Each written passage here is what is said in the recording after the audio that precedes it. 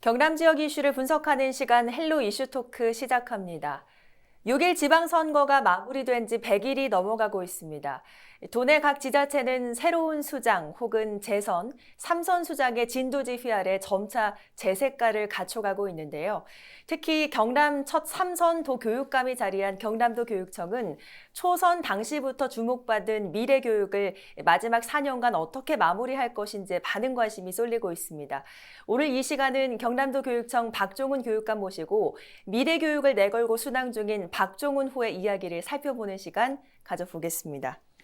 어서 오세요. 네, 반갑습니다. 반갑습니다. 자, 선거 이후에 첫 출연이십니다. 시간이 참 빠르게 흘렀는데요. 이제는 3선 교육감이시기 때문에 현재 행보에 더 많은 관심과 기대가 쏟아지고 있습니다. 요즘 어떻게 지내고 계십니까? 예, 선거 이후에 이제 3개월이 지났습니다. 지금까지 경험해보지 못한 큰 어깨에 큰 책임감을 가지고 3개월을 보낸 것 같습니다. 공약했던 것에 대해서 점검하고 구체적으로 실행 계획도 세우고 거기다가 또 최근에 코로나까지 걸려서 고생을 하기도 네. 했습니다. 저는 지난 8년 동안 교육감으로서 준비했던 다양한 정책들을 이제 마무리를 짓고 미래 교육에 대한 든든한 기반을 닦고 네. 그리고 자연인으로 돌아가는 것이 남은 4년 동안의 저 역할이 아닌가 생각합니다. 건강은 잘 회복을 하신 거죠? 예, 4년 전하고는 좀 다르게 건강의 회복 속도가 네. 좀 더디긴 했습니다만 그래도 우리 도민들께서 우리 학부모님들께서 걱정해 주셔서 뭐 큰 문제 없이 지금은 아주 건강하게 잘 지내고 있습니다. 다행입니다. 자, 최근에 또 전국 교육감들이 경남에 모이기도 했더라고요. 간담회 자리였다라고 알고 있는데 어떤 이야기들 오가는 자리였습니까? 예, 기능 경기 대회가 우리 경남에서 있었습니다. 성적이 우리 경남이 아주 좋았습니다. 금메달을 가장 많이 받는 도가 되었고요. 네. 이제 그 기능 경기 대회를 격려하기 위해서 전국의 교육감들이 모이셨는데 그 간담회에서 두 가지 이야기를 했네요. 이제 지방 교육 재정이 풍족하다. 그래서 교육 재정을 좀 줄여야 되겠다는 여러 군데의 이야기에 대해서 그렇지 않다는 목소리를 우리가 한 목소리를 냈고요. 네. 그리고 또 하나가 교육감 선거제도를 또 직선제가 바람직하지 않다는 이야기가 있어서 이 문제에 대한 우리의 논리, 교육감 직선제가 왜 필요하고 네. 직선제로 해서 지난 10년 동안에 있었던 순기능은 잊어버리고 깜깜이 선거다, 뭐 관심이 적다는 이 이야기로서 지금까지 잘 발전되어 왔던 교육감 선거 제도를 바꾸겠다는 것은 옳지 않다는 이제 그런 목소리, 그 두 가지 목소리를 냈습니다. 곧 있을 공식적인 교육감 협의회 총회에서 네. 이 문제를 좀 더 구체적으로 우리 목소리를 낼 것 같습니다. 알겠습니다. 창원에서 전국 교육감 분들 만나셨고 또 얼마 전에는 우리 아이들 또 만나셨다고 들었습니다. 근데 장소가 굉장히 좀 특별한 곳이었다고 들었거든요. 어디서 만나셨습니까? 메타버스를 제가 한번 체험을 해봤습니다. 네. 아직까지는 뭐 이제 기술적으로 그렇게 아주 산뜻하지는 않았습니다만 네네. 우리 아이들에게 가상의 세계에서 교육감과 직접 만나서 대화를 나누는 이제 이런 모습의 메타버스를 시연을 했는데 창원에 있는 한 초등학교 네. 그리고 하동에 있는 한 초등학교 오. 초등학교 학생들 대학교 학생들하고 같이 퀴즈도 풀고 네. 뭐 질문 답변도 하고 그렇게 해서 재밌는 시간을 보내고 다시 현실로 돌아왔습니다. 네. 아이들 반응 어땠습니까? 아이들도 굉장히 재미있어 했고요. 학생들 초등학생 질문을 제가 받았는데, 네네. 초등학생다운 질문들이었습니다만, 어느 초등학생은 저한테 교육감님 연봉이 얼마예요? 라고 묻는 학생이 있어서, 대답을 잘 해주셨습니까? 그럼요. 이제 제대로 답을 하면서, 아이들 수준에서 와, 이런 질문도 하나 싶은 생각이 드는 그런 그 질문이었습니다. 그래도 그렇군요. 요즘 아이들 궁금한 것이 있으면 네네. 그냥 참지 않고 다 이제 이야기할 수 있는 그런 것이 저는 더 좋았습니다. 그렇군요. 오히려 메타버스라는 공간이어서 더 쉽게 질문을 할 수 있었을 것 같다. 이런 생각도 좀 들긴 하네요. 예. 자, 사실은 경남도 교육청은 스마트 교육 시스템을 계속해서 구축을 좀 해왔던 터라 사실 이런 만남 소식이 더는 좀 새롭게 들리지는 않는 것 같기도 합니다. 사실 이 아이톡톡도 처음에는 다소 좀 낯설게 느껴졌는데 여러 차례 이야기를 좀 나누다 보니까 이제는 좀 많이 가까워진 느낌이기도 한데 이게 데이터를 기반으로 한 플랫폼 구축이지 않습니까? 특히 예. 공교육 최초로 시도를 하는 것이기도 하고 교육감님께서는 무엇을 가장 중점적으로 생각하시는지 궁금하거든요. 어떻습니까? 이제 아이톡톡이라는 그 용어가 처음 나온 것이 불과 2, 3년밖에 안 되었는데 네. 이제 지금 우리 도민들이 거의 다 아이톡톡 하면 경상남도 교육청에서 만든 빅데이터, 인공지능에 기반한 미래교육 플랫폼이다. 뭐 이 정도를 다 아신단 말입니다. 처음에 제가 이 생각을 하게 된 계기가 2016년 알파고와 이세돌의 바둑 대결을 보면서입니다. 네. 인간이 만든 컴퓨터에 세계에서 바둑 제일 잘 두는 이세돌이 4번 지고 1번 겨우 이긴 저는 그 대국을 보면서 굉장히 충격을 받았습니다. 인공지능이라는 것이 대단한 물건이구나. 우리 교육에 이 인공지능을 한번 도입해 볼 수 없겠나? 거기에서 제 의문이 시작되었고요. 네. 그것이 그 중간중간에 몇 개의 참 넘기 어려운 난관을 뛰어넘으면서 우리 아이들의 데이터가 하나하나 축적되고 네. 거기에 인공지능이 들어가서 우리 아이들의 개별성을 찾아내고 아이 한 명 한 명에게 맞춤형 학습을 제공하는 이 시스템이 지난해에 도내 전체 학교에 배포가 되어서 네. 데이터가 축적 중에 있습니다. 대한민국 17개 시도 교육청 중에서 우리가 처음이자 유일하게 지금 이 시스템을 가동하고 있다는 것에서 자부심도 느끼면서 또 한편으로는 제대로 하기 위해서 무거운 책임감, 약간 두려움도 사실은 있습니다. 두려움까지 좀 있으시다. 왜냐하면 최초니까 잘해야 된다는 그런 책임감 때문이겠죠. 아무도 가보지 않은 길을 네. 우리가 가장 먼저 그 눈밭을 한번 상상해 보십시오. 우리가 가는 이 길이 뒤에 오는 사람들이 따라와야 될 길이 되는데 네. 잘못 길을 내면 책임이 있지 않습니까? 그렇군요. 자, 그러면 이 인공지능 기술이 지금 교육에 어느 정도까지 왔느냐 이 부분도 좀 짚어봐야 될 것 같은데 실제 지금 적용 중인 서비스가 있습니까? 어떻습니까?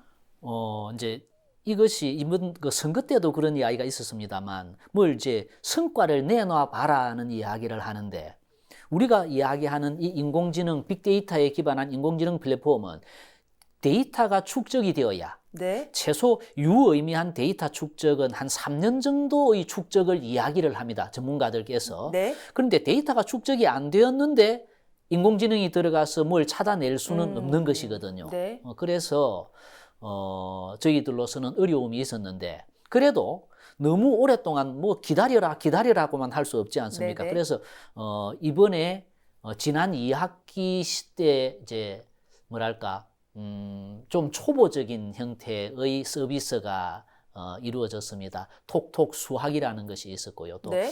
글쓰기 프로그램이 있었는데 이제 이것이 아이가 좋아하는 영역 또 아이가 잘하는 곳 못하는 곳을 인공지능이 우리 선생님들의 눈으로는 볼 수 없는 그런 아주 세밀한 부분을 인공지능이 찾아내서 그 아이에게 최적화된 솔루션을 제공하는 이런 프로그램이 시작이 되었습니다. 네. 물론 데이터 축적이 아직까지는 그 참 좀 이게 데이터의 축적량이 얇기 때문에 네네.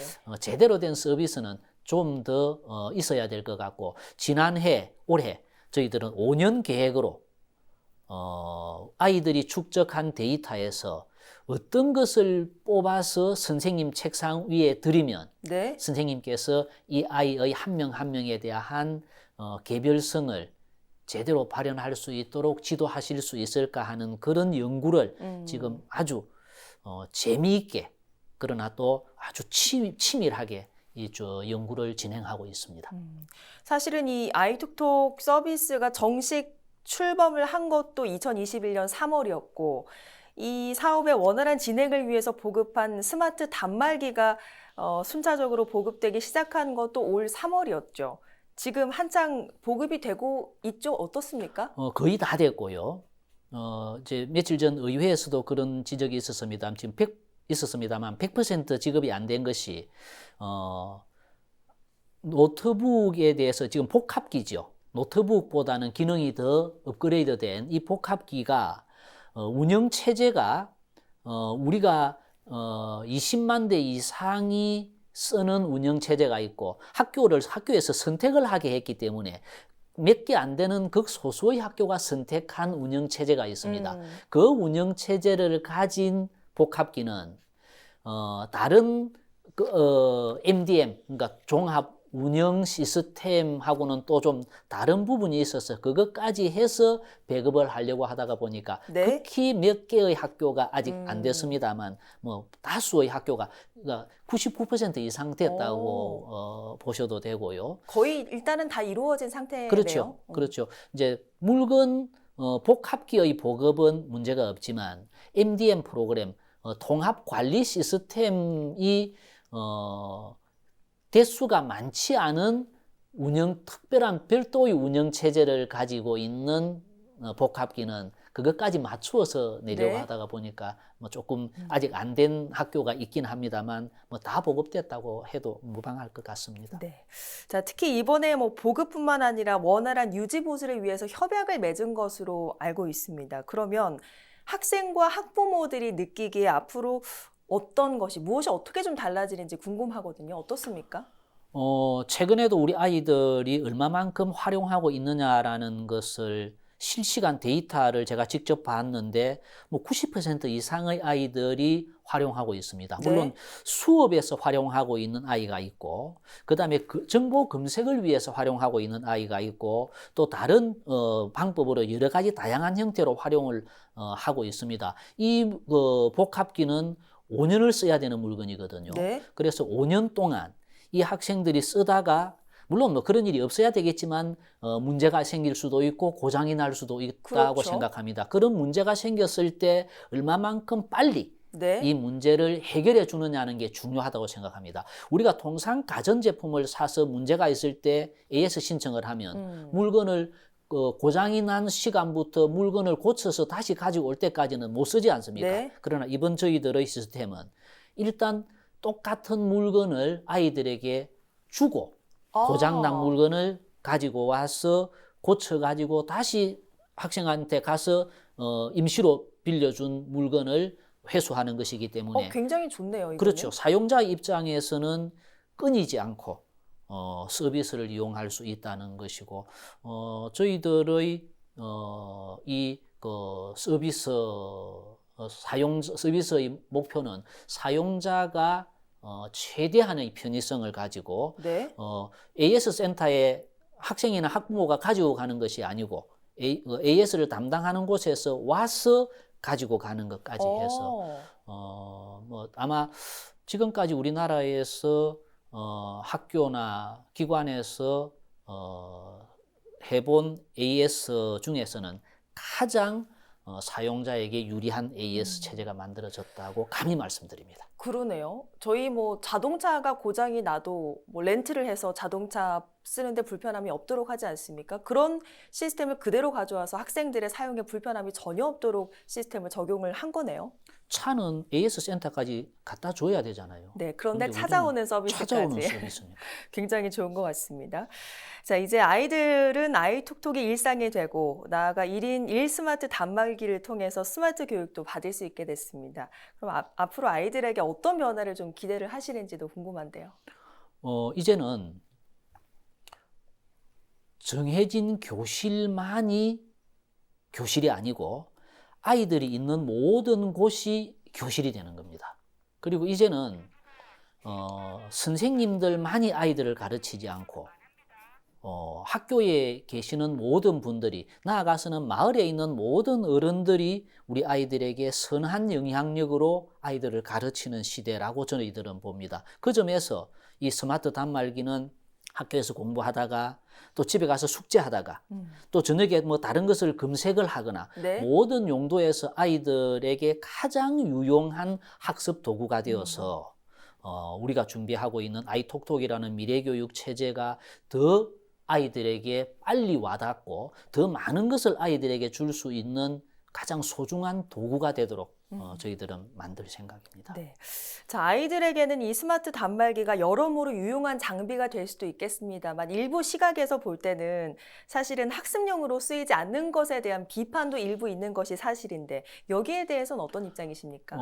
이제 과거에 한때 학습용 이외의 용도로 쓰이는 것이 발견이 되어서 저희들이 그것을 빨리 교정하고 수정을 했습니다만 지금 이후에도 아이들이 학습용 이외의 용도로 쓰는 것은 불가능하도록 시스템으로 갖추어 놓고 있습니다. 자, 이런 질문도 좀 드리고 싶은데 도교육청이 여러 사업들로 학생들의 어떤 학업 환경과 미래 교육에 대비를 하고 수능에 나가는 방향에 많은 분들께서 긍정적인 반응을 보이고 계시지만 일각에서는 뭐 정부도 경남도도 긴축 재정을 펴면서 도교육청 재정은 이번에 좀 충분하니까 고통 분담을 좀 해달라 이런 주장을 하고 있는 것으로 알고 있습니다. 교육청 입장 어떻습니까?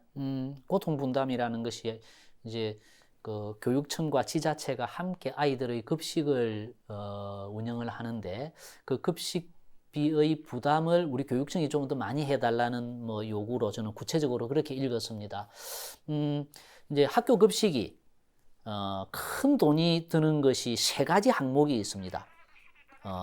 인건비, 그리고 운영비, 식품비 이 세 가지가 있는데 인건비와 운영비는 우리 교육청에서 100% 부담하고 있습니다. 약 2천억 정도 연간 들고요. 그 다음에 식품비가 또 비슷한 금액만큼이 드는데 이 식품비를 우리 교육청이 30%, 도청이 30%, 시군이 40% 이렇게 분담을 해오고 있습니다. 저희들은 뭐 도청이 사정이 어려우면 우리 교육청이 좀 더 내서 아이들에게는 따뜻하고 건강한 급식을 제공하려고 하는 기본적인 자세는 되어 있고요. 네, 마지막 질문 드리겠습니다. 도교육청의 사업 방향과 함께 경남도 교육감 10년째 마무리 이렇게 하고 싶다. 자, 이 질문 각오 한 말씀 드리면서 오늘 시간 마무리해 보겠습니다. 예, 우리 도민들께서 저를 삼선 교육감으로 받아주셨습니다. 12년을 교육감을 해야 합니다. 아마 경상남도에서는 뭐 첫 사례이기도 한 만큼 저는 큰 무게와 어깨에 그 큰 책임감을 가지고 있습니다. 4년을 하루하루를 그 자체가 저희 모든 것인 것처럼 허투루 쓰지 않고 우리 아이들을 위해서, 우리 아이들의 미래를 위해서 우리 학부모님들에게 신뢰받는 경남교육이 되도록 저로서는 최선을 다할 생각입니다. 지켜봐 주시고 우리 아이들의 미래를 위해서 함께 우리 아이들을 바라봐 주셨으면 하는 바람입니다. 네, 오늘 말씀 여기까지 듣겠습니다. 오늘 말씀 고맙습니다. 예, 고맙습니다. 네, 오늘은 경남도 교육청 박종훈 교육감과 함께 했습니다. 오늘 방송은 유튜브 채널 헬로 경남에서 다시 보실 수 있습니다. 함께 해주신 여러분 고맙습니다.